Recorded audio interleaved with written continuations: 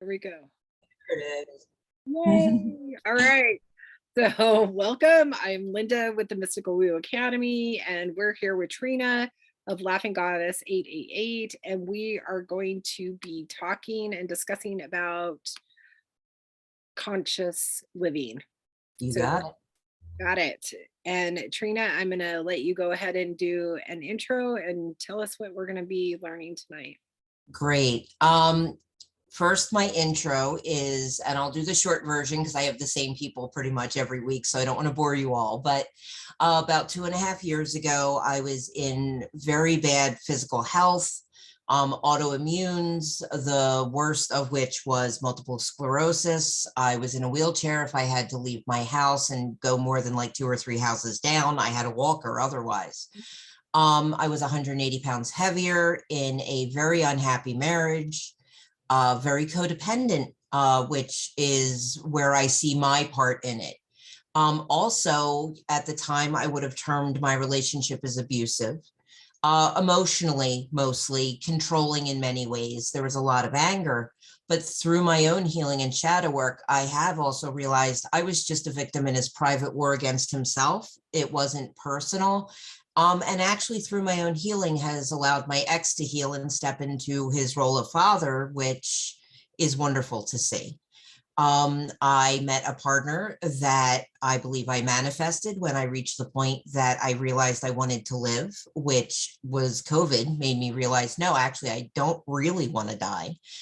Because I was on immunosuppressants. And so my doctor warned me that if I got it, I had a much bigger risk, which made me genuinely look at it, and manifested a partner who was in a similar situation with having pretty much given up on life.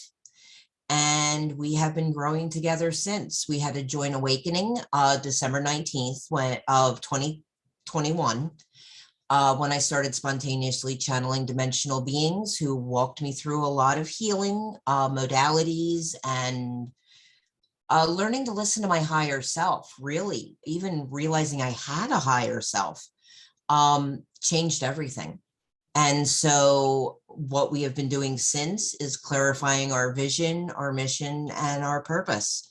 And we are moving into coaching and such, but our main purpose is a light worker hub retreat center that people can work out of, and that the high vibe community can come together to architect new earth and make our dreams realities. So it's what we're working towards, and I'm very excited. Now, today's topic is conscious living. This is not something that I consider part of the healing shadow work section itself. It's more or just a practice that changes your life. And what conscious living is getting off of autopilot. Stop just walking through life without really living it. I mean, most of us don't even, how often do we live the same, week after week? Or, I saw something, someone worded it as how many people say, well, I have 15 years experience, and what they have is 1 year, 15 times in a row, because we're not growing from it. And so conscious living helps in many, many ways. The biggest one I found is it genuinely adds to your happiness with your life. There's 3 main parts that I say go with conscious living. And the first is to get off of autopilot. The 4 years that my son was in high school felt like it flashed by in 3 months, because I was at that point very beaten down in my own life. I was really just on autopilot almost all of the time, which did not make me a good mother, because I really was just trying to get through every day and then keep repeating until I didn't need to do it anymore. And so one of the practices for getting off of autopilot is look at the now. When you're sitting there, think and pay attention to what's around you. Really engage in the things instead of just letting them go past. What does the air smell like? Are you cold? Like really feel what is going on and make a conscious effort to engage in the things you're doing. A great example for that is eating, which to the next step would be do things intentionally. I can't tell you the number of meals. I don't remember what the heck they tasted like because I was just shoveling something in my mouth to make it so I wasn't hungry. I wasn't really appreciating the food. And one of the ways you get off autopilot is take everything you do and do so with intent. And what you'll find out is using the example of food, the more you're intentionally saying, I'm taking in this meal to nourish myself, not just to make the hunger go away, but because it fuels my body. It makes it stronger. You'll stop eating as many toxins. You'll start caring more about your food. You may even decide you develop a love of cooking because you realize that you can put your love and intention into what you're preparing as well. And so the first two, get rid of that autopilot programming, pay attention, and in each moment, make the decision of what you want to do actively. When you catch yourself having just a knee-jerk reaction where you're not really in control, take a moment and go, first of all, there's often shadows in those knee-jerk reactions. And so that gives a place to work, for shadow work. But then go, what really is what I want in this situation? What is the best case in this situation? How often we don't think of that at all because we just do things like a robot because we programmed ourselves to do it. And so the intentional part of it helps you guide your life towards what you want. One of the things that I was talking about earlier, actually, with Peter, was that I realized we think of cause and effect. If you want to lose weight, you exercise and eat healthy. But that's not actually the cause and effect. It's you embody where you want to be. Well, do healthy people eat McDonald's? They don't usually. And so if you start acting like a healthy person, the health will follow. But it's not because, well, I have to do this in order to get healthy. Just start thinking of yourself as healthy and following the habits that and they will be self-propelling because it happens so much faster when you just step into becoming what it is that you want. And all of the living intentionally parts can do that. It comes from if you're writing a letter to somebody, you just don't blurt out the information necessarily, really think about it. I mean, you can, but if you want intentional communication, think about what you're trying to get across, think about your audience, and then let it flow. But an intentional way, not just I'm sending a random email. If you start incorporating those type of things all throughout your day, and it may start where you can only really focus on life for 15 minutes before you're like, I can't right now. And usually if that happens, there's a lot of shadows and healing that you're still working on. And maybe you're not ready to be in the now all the time because right now your now is painful. And so that's okay. Start with little things, especially the things that bring you joy, because those are very self-fulfilling. One of my favorites is a nice hot soak in a bathtub, because you can really focus on how it feels, put on some good music. It's just focusing on you, which for many of us can feel very selfish, very difficult, but it does change your life. Because as you are intentionally living, intentionally working towards the things that you want to embody, they start to happen more and more. So the last step that is very important to the intentional living is gratitude. When those things start to come past, thank the universe, but more importantly, thank yourself for doing the work, for making the effort and saying, you know what? I'm worthy of this. You never need to deserve to exist. None of us do. In fact, it's one of the beautiful things that a lot of indigenous cultures have that we really don't, is that everybody's right to have a living, to exist, to eat, is not based on how productive they are. They simply deserve it for existing because they are. And that's something I feel we can really get back to as more and more of us are not on autopilot as worker drones, just feeding into the system and deciding what is it that we want out of life? What brings us joy? and then intentionally start working towards those things. But every practice that you develop intentionally is a ritual that helps bring that to come to pass in your life. Sorry, I was seeing Stacey's pop up. Hold on. Oh, well, that's nice. Hold on, I need to see all of it. Sorry, I just realized I probably should read it though. Yes, I would like to, I'm going to read this out, the part about the feeling the bottom of your feet when you're standing. One of the best advices I heard for being in the now is just feel your hands and your feet and take the time to bring your awareness into tingling in the fingertips. Bring awareness to your breath. These are really good things and thank you for bringing, that. So I thought of it, but it does help you feel now. Now can be scary, particularly again, if you have a lot of shadows that you're working through, because when you're really focused on the now, you also really feel things.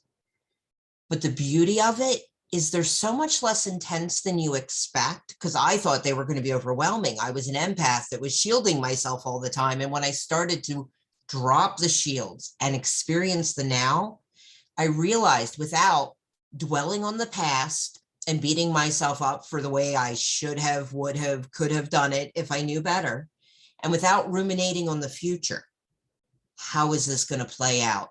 What's going to go wrong? How can I avoid that going wrong? When I'm focusing on now and I'm not focusing on them, I am so much better able to handle the emotions and the things that are presenting themselves now, because all my energy is there instead of being divided among a whole lot of places that I can't do anything about anyway. I can't go back in the past and change the way I did something. Okay, that's not completely true. Because of timeline shifts, you actually kind of can. But you can remove the effects of what you've done. But it doesn't matter. Beating yourself up over that doesn't help anything, and takes a lot of your energy and a lot of your brain power really to re-engineer everything. It's okay to look back and reflect, how would I do things differently? But you don't want to dwell on it. You don't want to beat yourself up.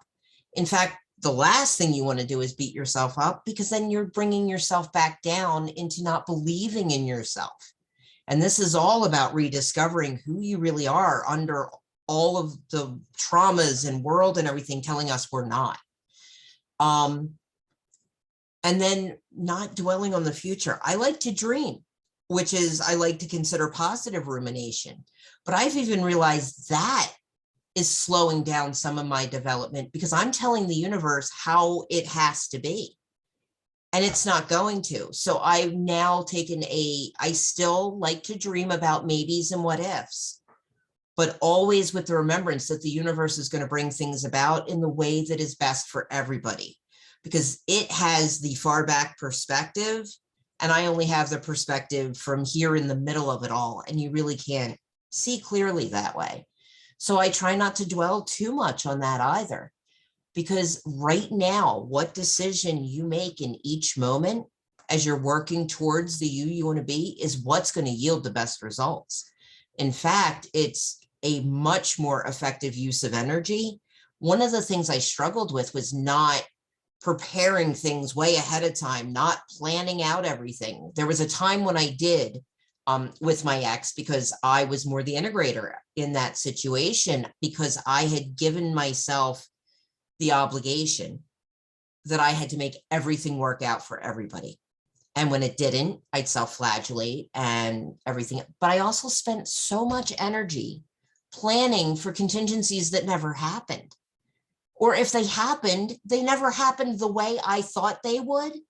So even if it went wrong, my plan was useless. And I can't tell you the number of times that happened. And what I've realized is that by trying to be as much in the now as you can, living as consciously in the moment as you can, allows you to make the best decision towards where you want to go in that moment. Because we end up getting clarifying things all the time. Had you come to us 6 months ago, I would have thought my future was looking very different from where I realize we're headed now. I wouldn't have thought the retreat center idea was possible. And now I'm pretty sure that within like a year to 18 months, we will have it. This is, if you had gone 6 months before that, I thought we were moving out to Salt Lake City. So, all of these things change so much that if I planned it all out ahead of time, all that energy and all that work that then sets me up for disappointment. And it can't really be disappointment, because if that's how it happened, it is for the best and it is to lead us into a much better path.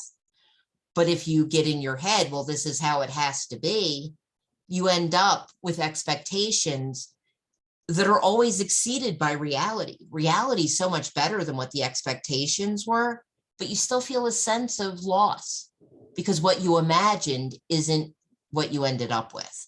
And so I'm even trying to let go of a lot of the positive rumination where I'm putting any types of limitations on how things will go. But to use this constructively, one of the first things is think about what you want in your life. What are the important goals? Because when you first start conscious living, it's helpful to at least have a place to start directing it until you get more comfortable doing that all the time. Like for me, when I started conscious living, I wanted to heal. I had a lot of medical issues. I had already lost at that point about 150 pounds of the weight, but I still had the MS. I still had trigeminal neuralgia, which is zaps in the face. They feel like electric shocks. Fibromyalgia that was incredibly painful. And so all of these things were part of my life and I wanted to heal. And so a lot of my intentional conscious living efforts went into things like eating healthy, went into paying attention to when I was negatively self-talking about myself, because at that point I had realized through my guides that the root of autoimmune disease is self-flagellation, because it's literally our body attacking itself. So when we attack ourselves, tell ourselves we're stupid, worthless, clumsy, any of these things, our body responds by saying, oh, you want to beat yourself up? Okay, I can do that for you. And then it manifests as autoimmune diseases. So a lot of my focus in the intentional was catching myself when I would start the negative self-talk. Again, eating healthy, making sure I was going for walks or to the gym or things to be at, because that was my focus. So it helps to have a focus when you're first starting a conscious living practice, so you know where to start. If you don't have that, I would recommend self-care. If you don't know something in particular, anything that makes you feel better about yourself and tells yourself, you know what? I deserve this little extra treatment. I deserve to take care of myself because I actually do love myself. Many of us, and I didn't for the longest time, love myself. Self-care felt hardly selfish, a waste of money. Why would I do that? And now it's a major part of my practice. So if you don't have a goal like losing weight, getting healthy, maybe learning how to meditate and focus and bring a practice that way. Breath work, by the way, is a wonderful get in the moment, intentional practice. But self-care is an absolutely wonderful one if you don't have something that you're currently working with. Now, the getting off autopilot, I want to put in that our programming comes with our paradigm shifts. And what I mean by that is we are programmed so much throughout our life because we take in what everybody else shows us, the mirror, everyone else, that their reactions cause programming. Oh, I say this about myself, I end up having people, judging me and thinking I'm full of myself, so I won't talk good about myself. And we keep doing that. And as we do that over and over, we program ourselves to not say anything positive about ourselves. In fact, often to very consciously choose to disparage ourselves to other people, sometimes just because we don't want to be seen as egotistical, sometimes because we genuinely believe it. But these programs that we program ourselves to do, if you ever saw the movie Click, it does a wonderful job of, if you haven't seen it, because I'll give you the premise because it's useful for this. Adam Sandler gets a remote control from Christopher Walken, which makes it really funny. And he realizes he can control the world around him using this remote control. So as his wife's rambling on about a sale, he puts her on mute. But then there's things, you know, he doesn't want to, his kids are talking about video games, all stuff. So he starts fast forwarding through life. And by the end of it, it has started to figure out, well, if he's always fast forwarding through all the bonding moments with his family, he ends up 10 years later with a family that barely knows who he is because he sat there on autopilot the whole time. And we sit there on autopilot so much of the time. We say, you know what, I don't want to deal with this. And then we tune it out. But when we tune it out, we're telling the universe, we don't care about this. And the positive parts that come from that, the bondings and things that come from connecting with other people are lost. And what happens with the paradigm shifts is you're reprogramming your autopilot. Whatever you truly believe will come out in your actions. You can say, here's one actually that we were discussing earlier today. I believe plastics are the bane of our planet. But you know what? I still have water bottles. So how much do I really believe that? And so I am making a conscious effort that when the cases we already bought are done, we are moving into much less plastic usage. I'm not ready yet to completely get rid of it because I love Trader Joe's and half their stuff is in plastic that I get. So I have to work through ways to make this work in my life. But this is the world I want. So I have to make the conscious decision to change that. As I shift my paradigm, my autopilot will no longer be to grab a plastic bottle. You know, you start to reprogram yourself as you change your beliefs, because whatever those are what will show in your actions that you do without thinking. So you have to think about them consciously and make the choice you want. And then as you keep making the choice you want intentionally, you find you need to do it a lot less, because once you believe it, once you've integrated it, it's what you're going to do automatically then every time, because it's your new program. Your new autopilot will avoid things that have plastic if that's what you're working on. You know, your autopilot won't just start randomly grabbing snacks and shoving them in your mouth because you're bored, because you maybe have realized as you go through it, you know what, this isn't serving me, or I don't feel good about it anymore. It's not what I want to do. And once you're intentionally setting those, and a few times you consciously go, you know what, I'm going to grab the baby carrots and hummus instead of the chips. After a while, you start to just automatically do that. So we can reprogram our autopilot as well.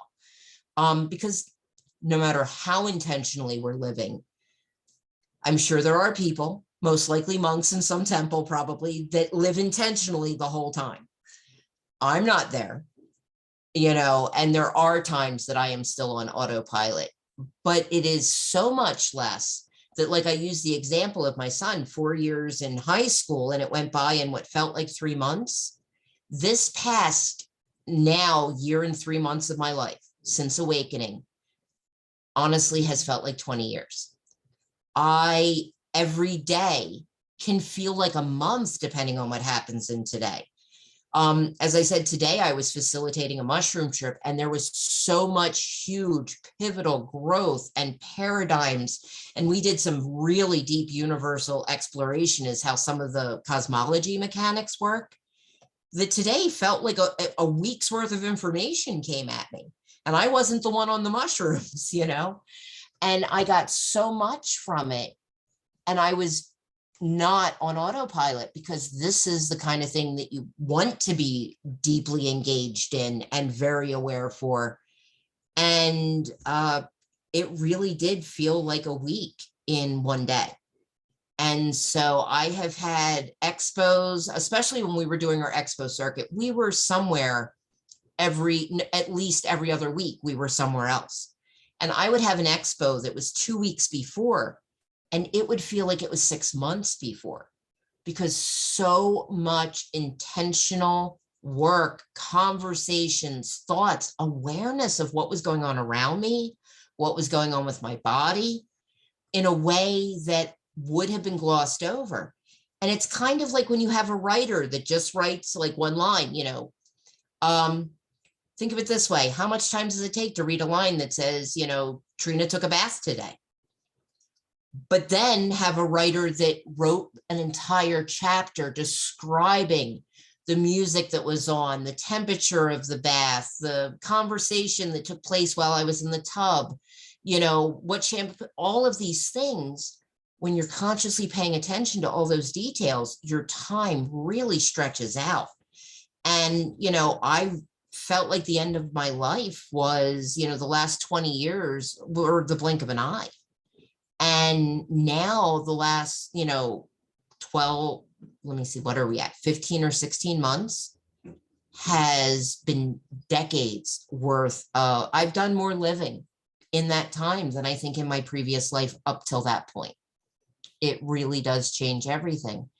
So I would like to recap before I open it up for questions, is that set your goals. What are you looking to get out of life?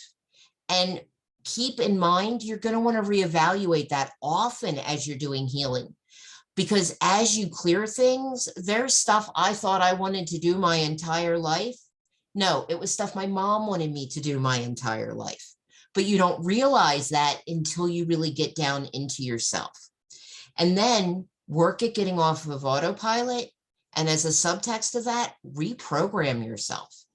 We can hack our own brain and program our own habits. And getting off autopilot is a huge part of that. Doing things intentionally, as I said, set up intentional practices. If every morning you make a cup of coffee, start a ritual with how you make coffee. Do it a certain way. Maybe offer a little prayer or a mantra, or just ask for your blessings for the day when you do it, so that you are ritualizing what you're doing and making it an intentional practice. What do you want from the coffee? Are you doing it for the flavor? Thank the coffee gods for how good coffee tastes. Are you doing it because you need energy? Ask that plant spirit to give you energy. Find something that resonates with you and that you like about that idea, and set those intentions. And then as they become, second nature to you to do these things, you've reprogrammed your autopilot, you're living intentionally, and you're working towards what those goals were you set up in the beginning. And then, as I said, lastly, do not forget about gratitude. That actually is a much newer one for me. I wasn't in a gratitude practice really yet, but it is so helpful to the conscious living, because when you're paying attention to everything, you see so much more to be grateful for. I mean, I cry like a baby when I saw the mountains out west, because they're like 3 times the size of ours.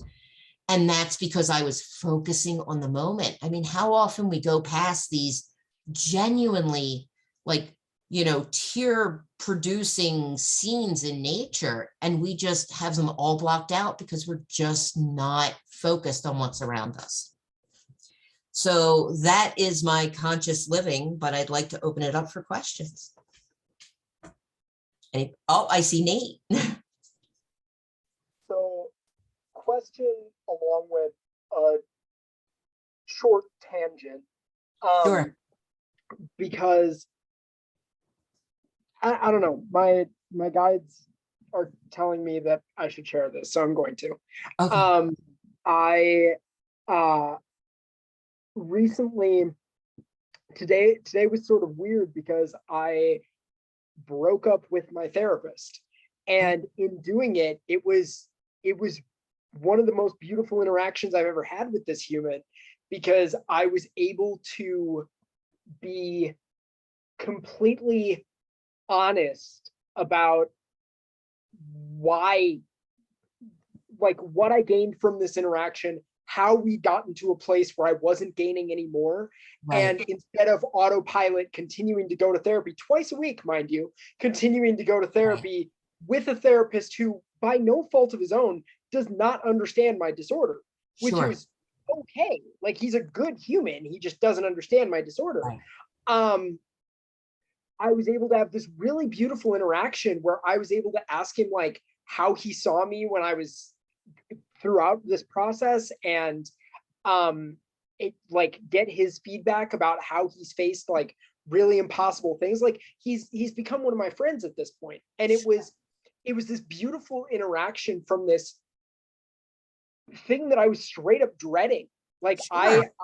I thought it was going to be confrontation. I thought it was going to be all of these things. And then the other really big realization that's sort of come my way is that like I've been getting messages continually to like let go and be in the moment and all of these things.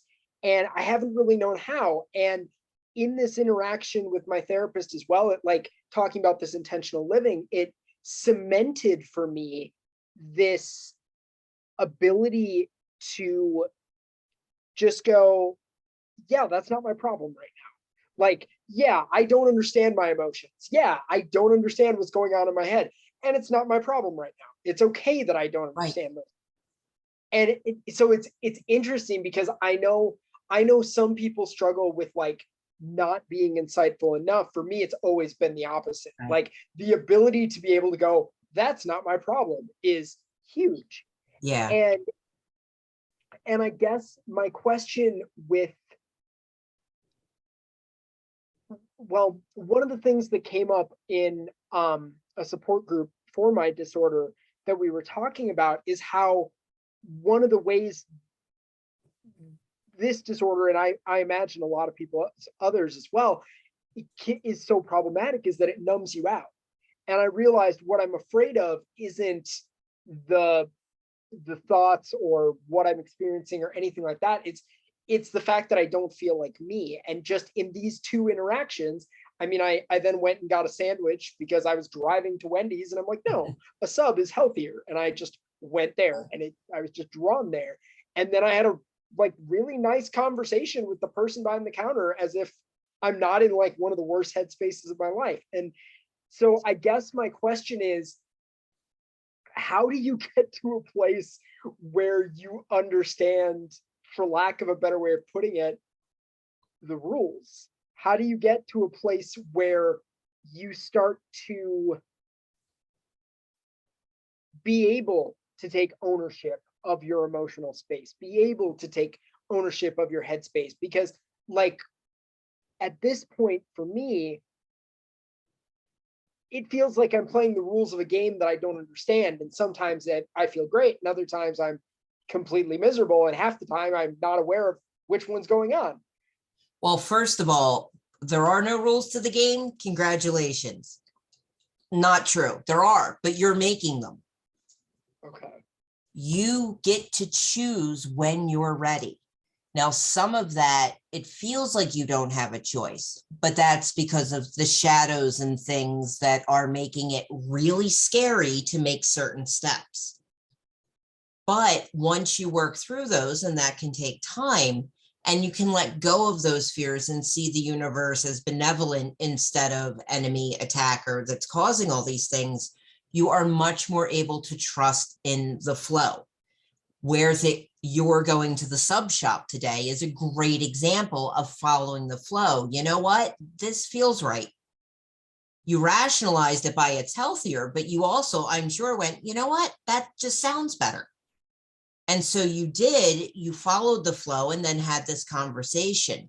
As you start to let go of the fear paradigms, it becomes much easier to make the intentional choices towards what you desire. And that will flow effortlessly when it's the right path. There's a lot of friction if you're going the wrong way. You know, it's like the rumble strips on the road, the little spikes that come up and go, don't go that way. Well, you start with just the little car fart things that, you know, make your car make funny noises.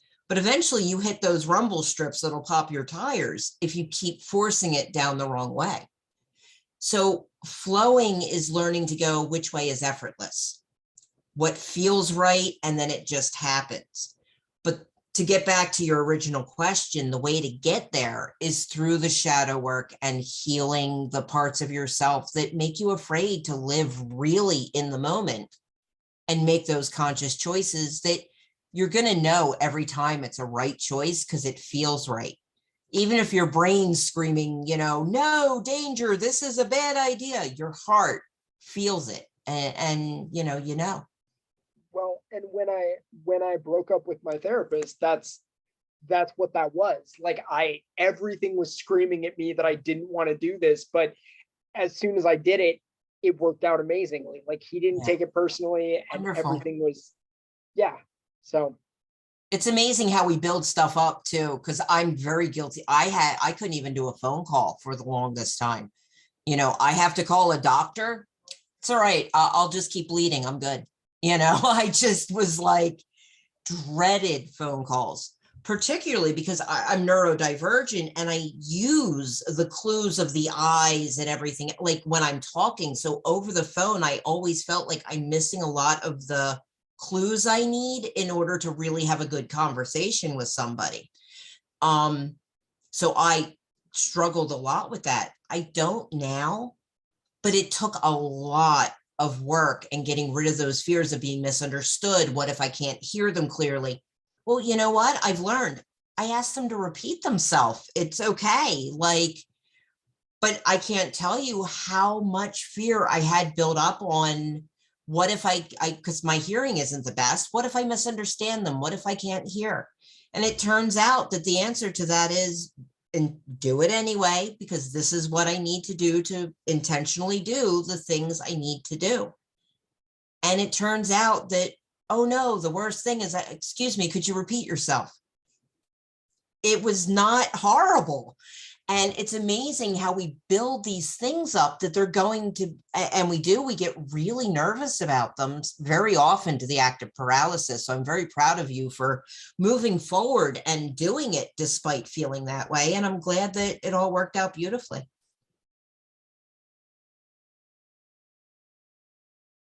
Anyone else? Not that I'm kicking you off. I mean, if you have more stuff, but. Ashley, go ahead and unmute if you want to share.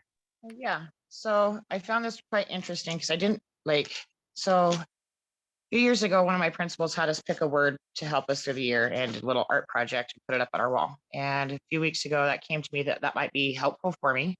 And so I really meditated and tried to figure out what that word would be. And I'm actually going to flip the camera so you can see it. But I don't know, it's not focused. I see it. Anyways, it says intent on it. Beautiful.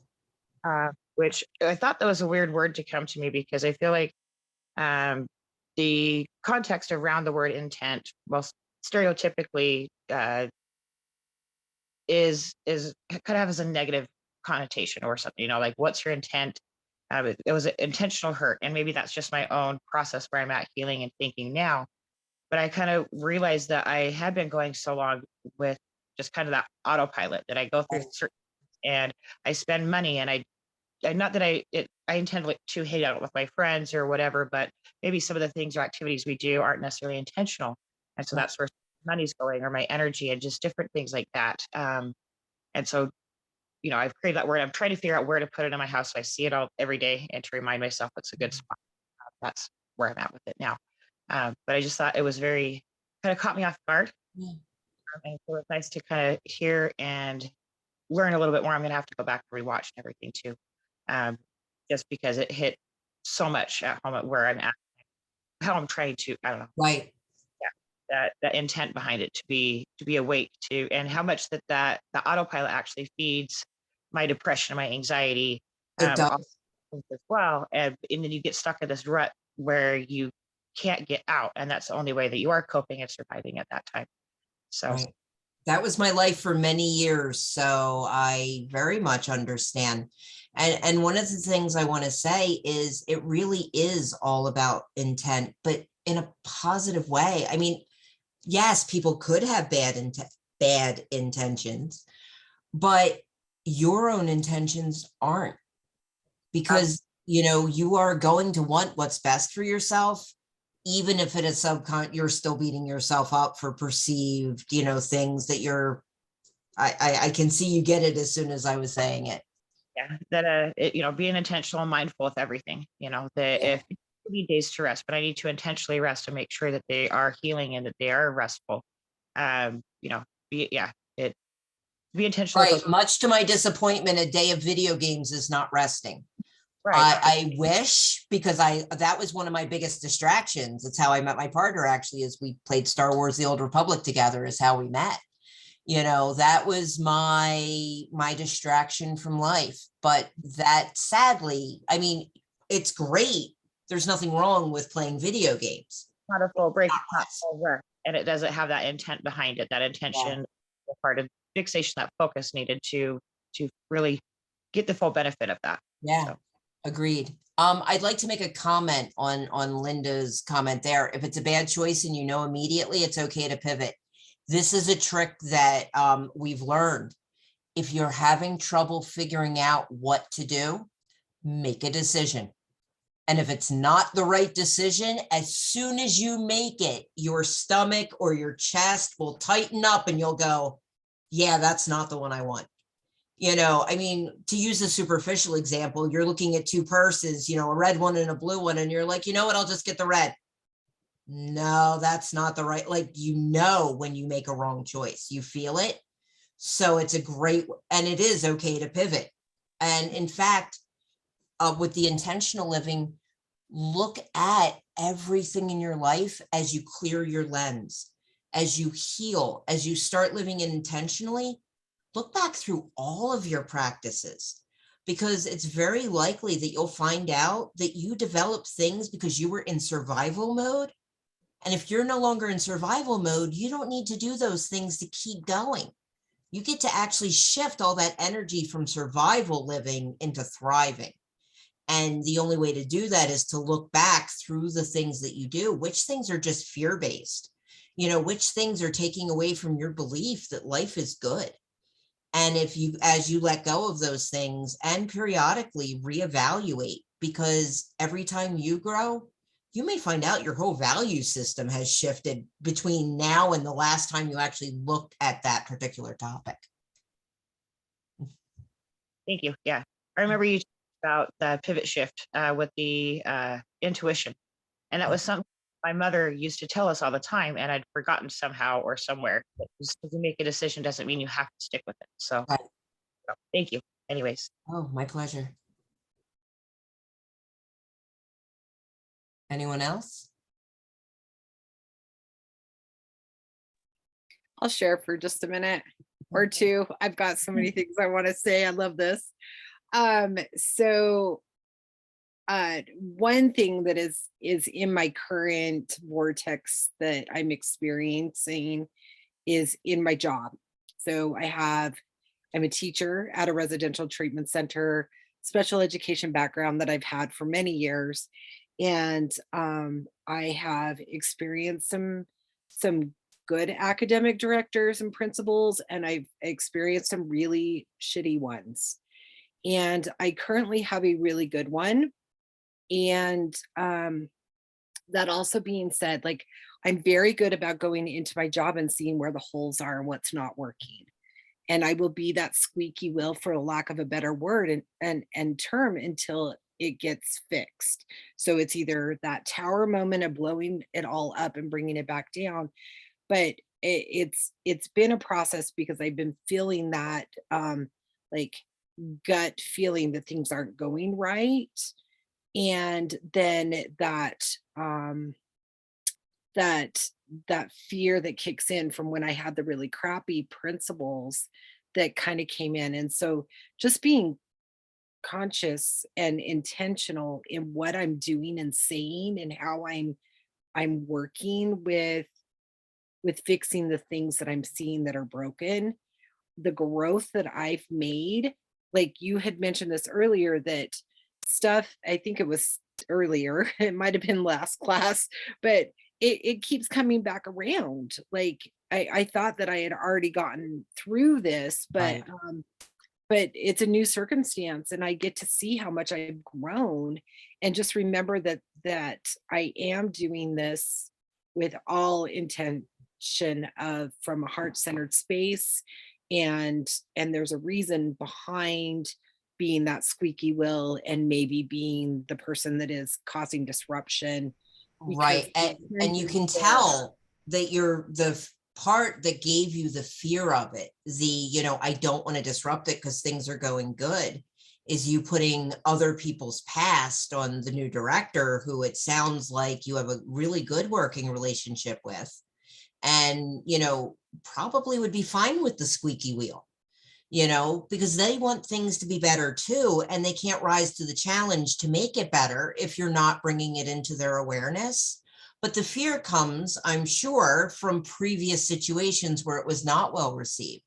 I have a very sweet, gentle partner, but I had a very angry previous partner. And in the beginning of our relationship, I was very cautious about what I said. I was very nervous about anything that was challenging, because I didn't want him to get angry. He wasn't going to get angry. He's not an angry guy. But I was putting my ex, that programming and autopilot I had to not trigger that. But that was all me. And it sounds like a similar situation with your director.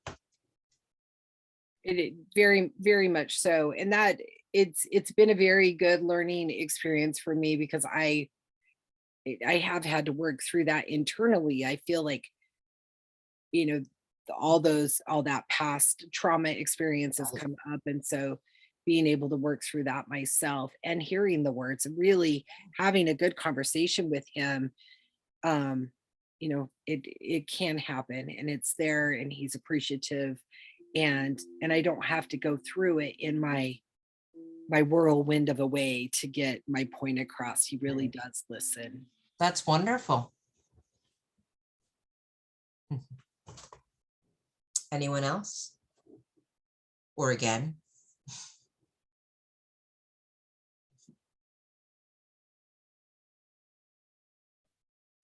I just wanted to. There you are. Yes, sorry. I just wanted to ask a little bit. So, just so everyone else is aware, I started reading a book series that Trina recommended to me, and it blew my damn mind. And I guess, how does the point of words, the point of the book that's really gotten my head spinning is, I experienced something similar to, like, when I was a kid and I tried to think about death or something like that, when I was reading this book, because it was so just on the edge of like what I could even comprehend. The book basically is about a guy who's having a conversation. He's channeling God, essentially, is what's happening. He's talking, and then, or the universe, or whatever word we want to use for it. And I guess my question is, with this intentionality, how does that get to a spiritual place? Because specifically, one of the things, and I was talking with another one of my very analytical, very intellectual friends about this, where it's like, I was reading this book and I'm like, yeah, all of this is true. There's no question in my mind, all of this is true. And I don't feel better. like I have the knowledge, and the knowledge wasn't the problem. Right. So how do you understand what I'm asking there? No, sadly. Okay, great.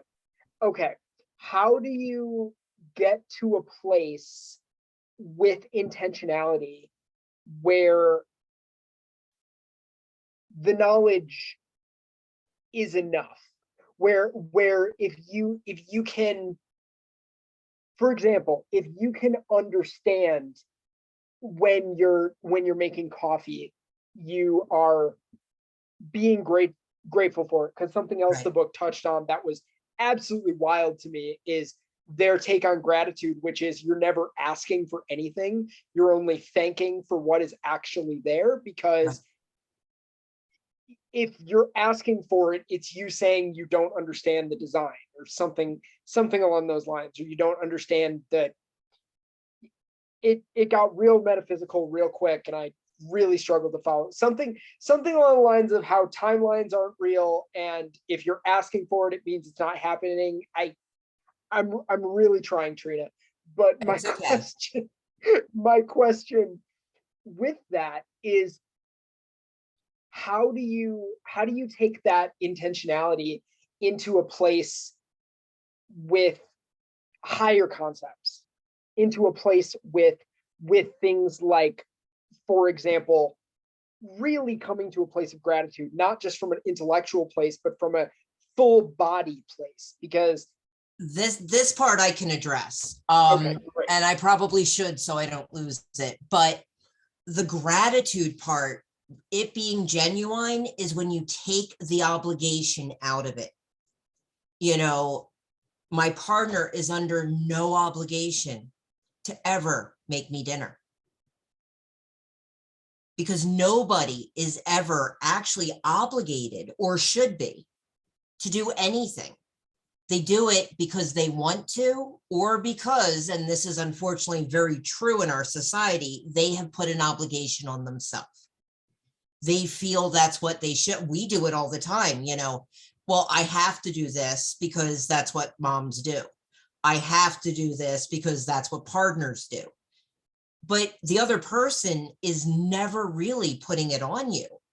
You know, you make the choice. I'm going to address Stacey's there is, well, you want your children to eat, but you're not obligated to feed your children. You're not. Somebody else will feed them if you have to. They'll take them away from you, but you can still make that choice, that if that's what you want to do, you can step away from it. Would you? There may be times you feel it, but when push came to shove, I don't know many mothers who would step away and say, you know what, I don't want that. But we still choose that obligation ourselves, because the example is when I read Conversations with God. The point that changed my life was I was in the unhappy marriage. I was waiting to die. I thought the universe was my attacker because I had tons of medical illnesses. You know, I really wasn't even my full self anymore. And in the book, it said, you are never in a situation that you don't have full choice to change. And I was scared of my ex. He had a, you know, concealed carry permit. So I was extra nervous because he was angry. You know, I had all of these reasons, 2 kids that were on the autism spectrum, all of my own, you know, medical issues. I thought I was, you know, that was my life. And that was just what was going to eventually do me in, and was going to be all of my life. And when I read Conversations with God, and God said, you are always a full choice. The choice may not be easy, but you always have full choice to change it. And that completely changed my life, because I went, why am I sitting here miserable, waiting to die?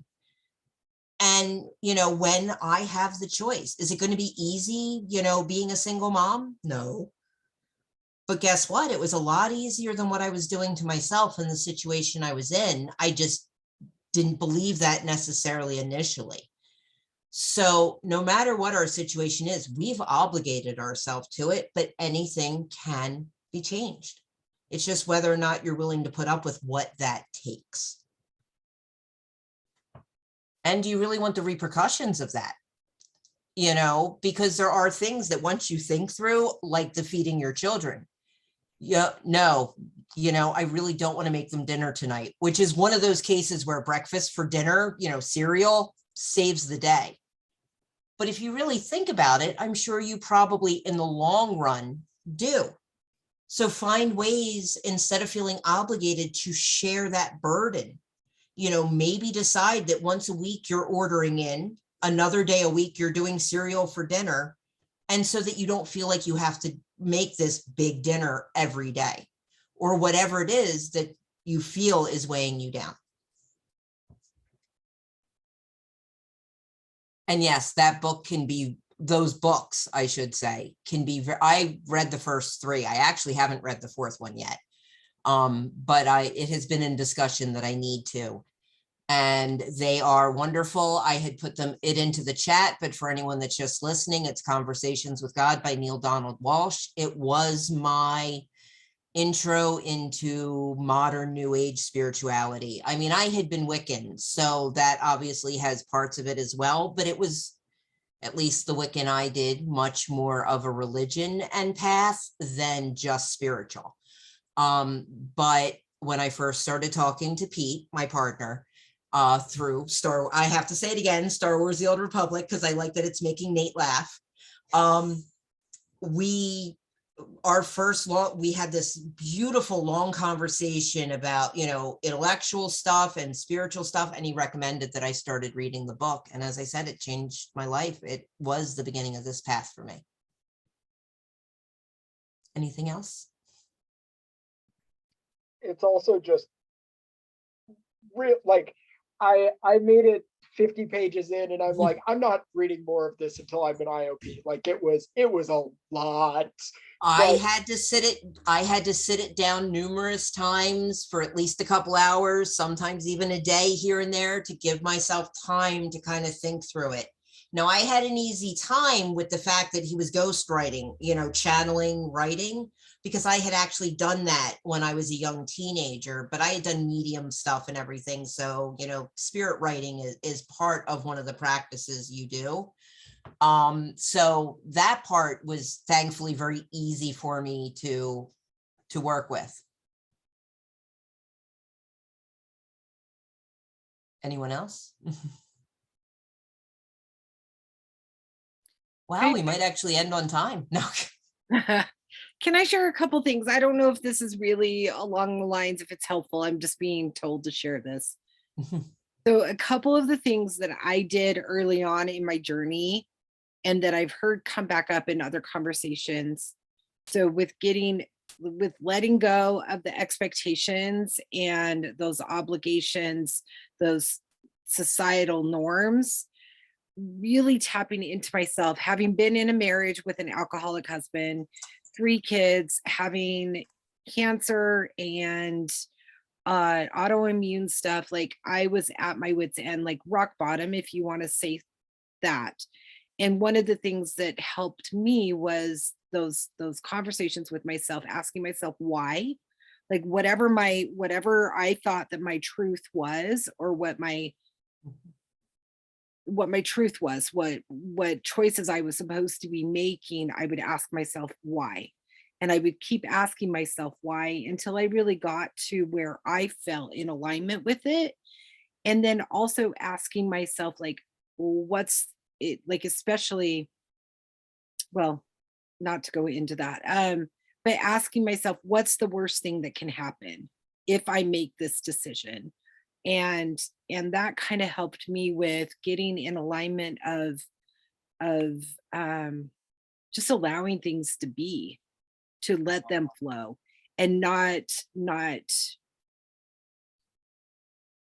letting the past define me, and not letting the future control me, the what ifs, the should have, right, and all of that.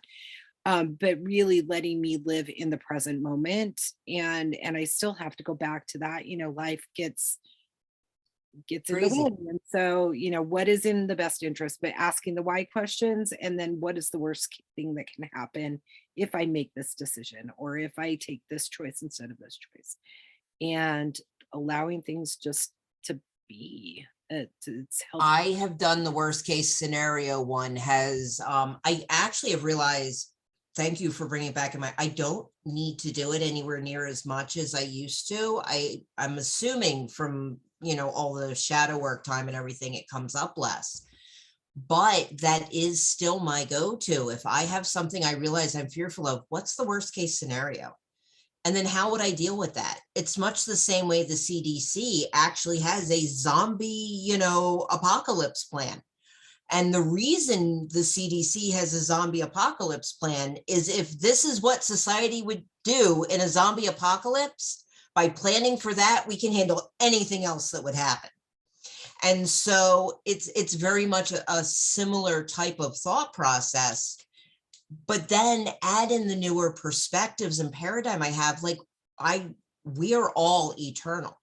We will never be gone. You know, our bodies disappear, we reincarnate, we just keep moving into new timelines. You know, we die to previous people, but in our timeline, we continue. Knowing that takes so many of the worst case scenarios completely off the table. Because if I have forever, then, oh no, I have to wait 3 months for something I was excited for. I have eternity. 3 months is no big deal. The worst thing that happened, it could kill me. I will step into a new timeline because we are eternal. And so some of these things, as you realize them, the worst case scenarios, you suddenly realize aren't really that worst case. They're just a little bit of an inconvenience in the moment.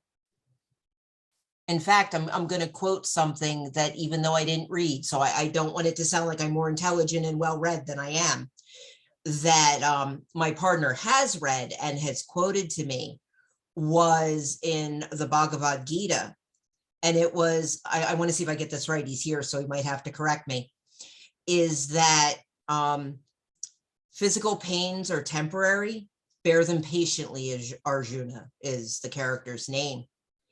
And all of it is temporary. All of the inconveniences, all of the discomforts, whether physical or mental, they're all temporary. And all you have to do is work through them and then move on. I have a story I like to tell about my 36 seconds. And this was, I was very scared to go on a roller coaster that my ex was badgering me to try. And so I stood there while we were going through the line. The entire ride took 36 seconds. And I said to myself, you know what? I can handle 36 seconds of anything. Not only did I do it and end up loving roller coasters and going back on a few times, which I'm sure, you know, made my ex feel validated about the fact that he bullied me into doing it, but it's all temporary. We just need to wait through the discomfort and it'll be gone. And I feel that's with everything. Willow, go ahead and unmute. Mhm. I am, there we go. So, for the last couple of weeks, I've been having really in-depth conversations with my mother.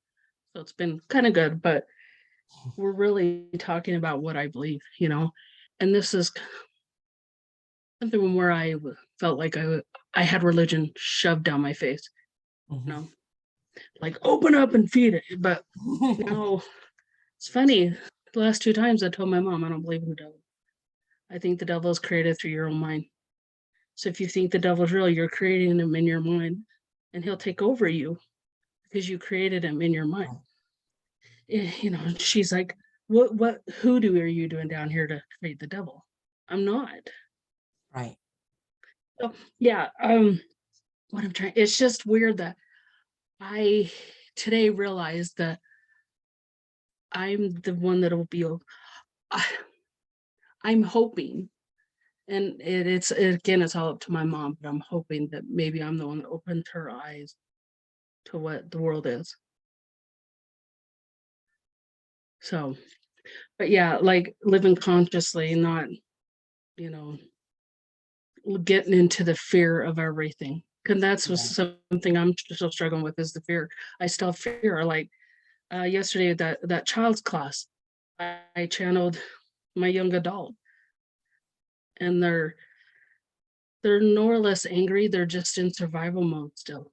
So there's something that I'm still needing to heal, which I need to figure that one out, but it's Right. still, I'm still in survival mode. I'm still waiting for the worst case, not worst case scenario, but I'm waiting for the bottom to fall out. And I think that's what I need to stop doing, is stop waiting and just go.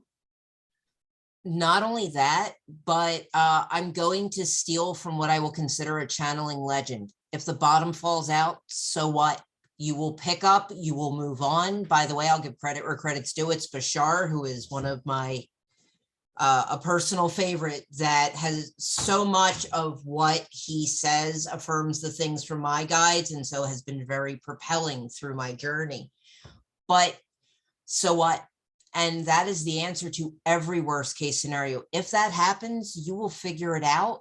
You will be stronger for it. You will move on with the best knowledge you have in the moment, but worrying about it not only won't help anything, but you'll actually be in a worse case if it does happen, because you will have built it up in your mind, which adds so much fear behind it and then makes it more powerful.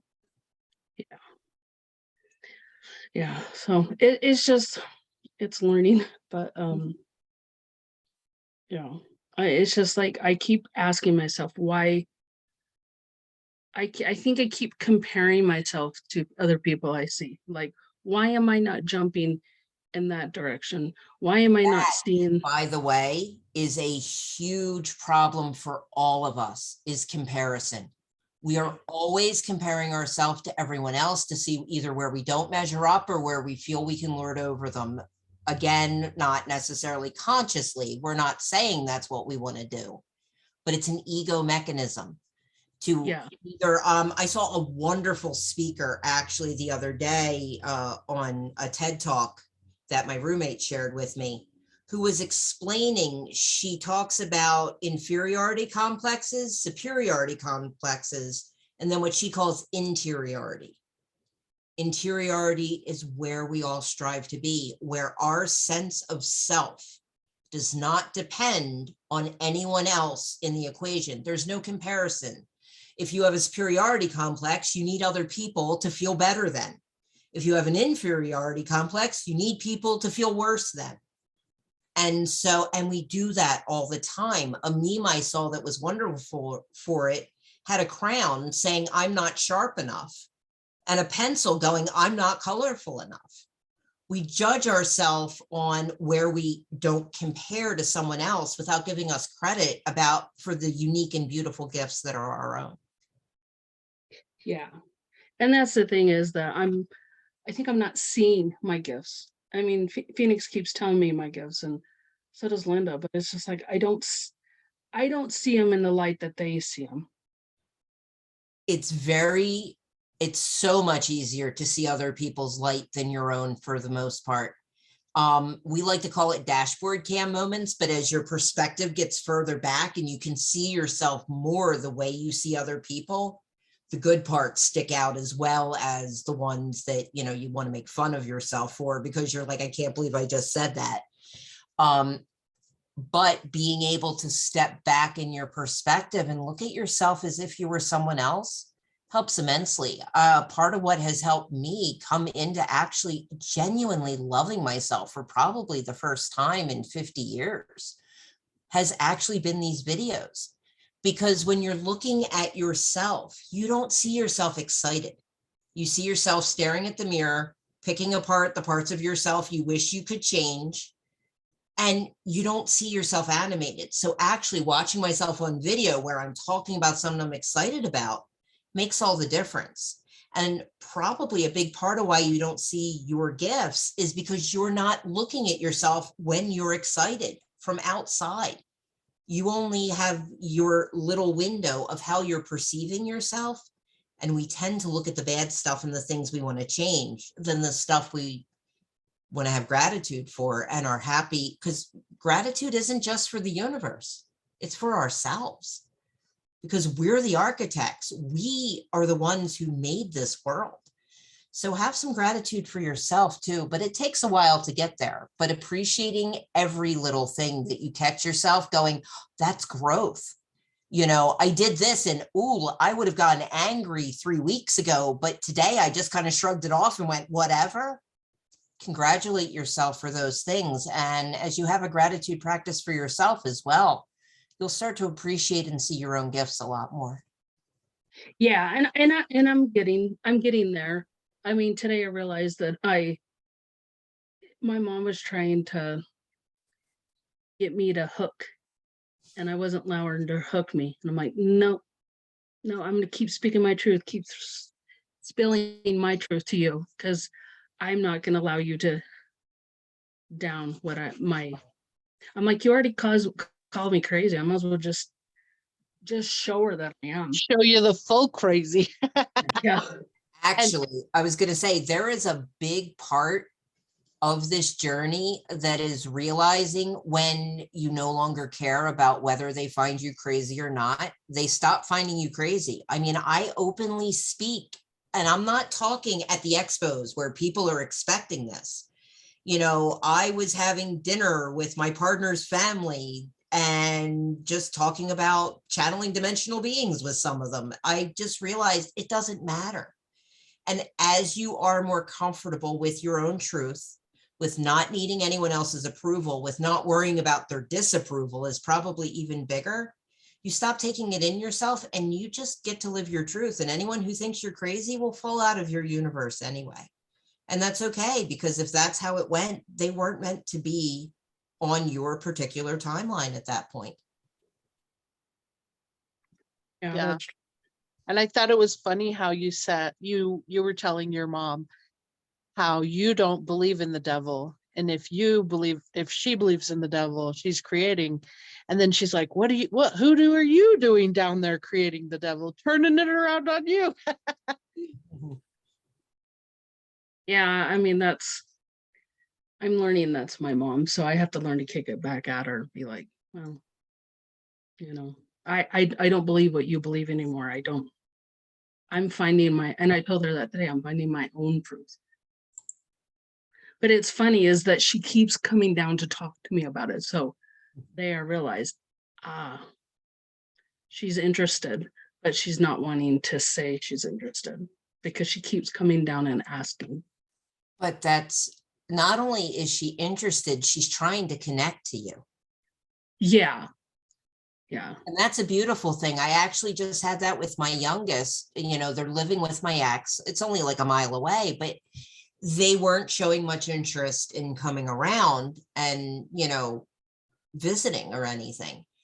And then they reached out with just, this little, so are you interested in this? Or do you want to do that? And even if it's not something that sounds like they're interested in you or it's because they want to connect. And so I started making plans with my youngest because that's what that is. And that sounds like that's what your mother is doing. She might be intrigued, and I'm sure she is to a point because she wants to know what you're involved with. Whether she's interested for herself or not, you can wait and see. But here's the thing, she wants to connect with you, and this is what's interesting you. And so I think it's wonderful that she's trying to understand it. Yeah. Yeah. I just have to remember my boundaries. Yes, stick to your boundaries, but also try not to put her past on her, because every time as people are growing, the person from one day to the next can be incredibly evolved. And if we don't allow for it, we'll keep seeing the negative, and it'll take us a much longer time to see how much they've grown, which then we can encourage more growth if we see it and participate with it. And today I even told her that I don't, well, she's like, all my kids blame me for everything. And I said, I don't blame you. I don't blame you. And I'm changing the narrative. And that's how I said it to her. I'm changing the narrative. I'm stopping the trauma that was taught to you by your mother, that was taught to her by her mother. I'm stopping it with my child. That's I beautiful. said, but I don't blame you. You are a product of your environment. Right. So, And experiences and upbringing, and the time period it's amazing how from one generation to the next, you can guess what generation someone is by some of their particular traumas, because it is the way society was run at the time when they were in their developmental stages. yeah. So, anyway, that's all I have to say because we're over. So, Anyone else? I feel like I should have the Jeopardy theme. Do, do, do. I'll have to have that on standby. Yeah, little sound wave to play. Should use it. Well, if nobody else has anything that they want to say, we are a little bit over. I think this was great conversation. A lot of good things for me to take away personally, and always a good time. I can't wait to watch it and find out what I said. Yeah.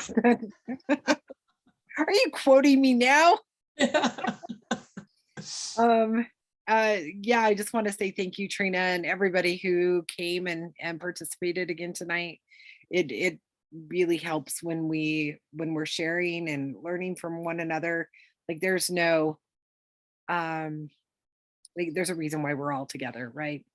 So Agreed. so many similarities and things that we get to share and learn and teach one another. So if last moment to share anything, and we're going to go ahead and sign off. I'll put the recording in the group so that Trina can watch herself and figure out Yes. what it was that she said, what she's teaching herself. So look for it there, and then share with us how you're doing. We would love to hear. And the group, happy birthday tomorrow. Happy birthday, Melissa. Yay. That's on the 222, so I love that. A lot of 222, significance. 23.